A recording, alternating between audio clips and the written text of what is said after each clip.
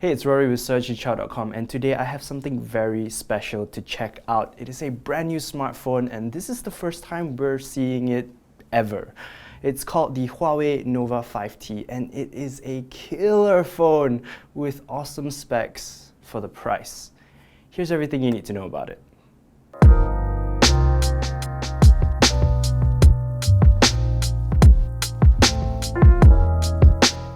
Okay, maybe I'm setting your expectations a little high, but Huawei's brand new Nova 5T does pack quite the spec sheet for what is supposed to be a mid-range handset.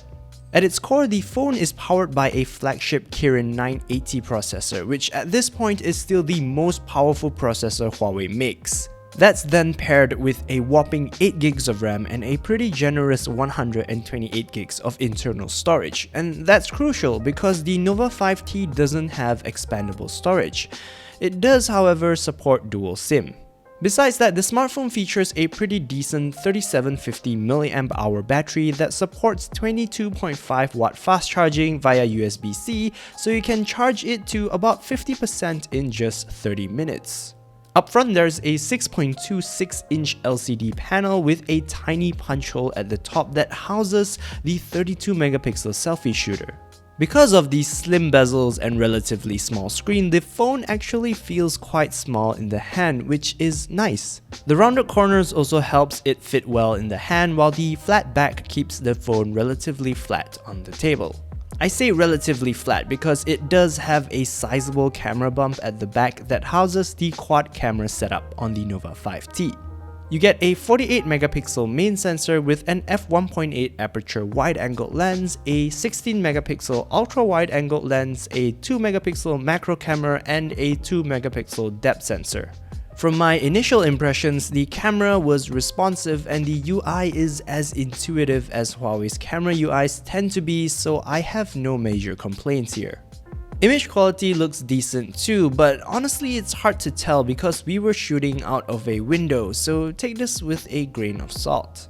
The Nova 5T is also capable of night mode photography, much like its bigger brother, the Huawei P30, but we weren't able to test this feature out. If these specs sound a little familiar to you, well, it's because the phone bears a striking resemblance to the Honor 20, except for the fact that the Nova 5T has more RAM. But that's not a bad thing because the Honor 20 is a really good bang for buck smartphone, and the Nova 5T looks like it could be just as, if not better than, its Honor cousin.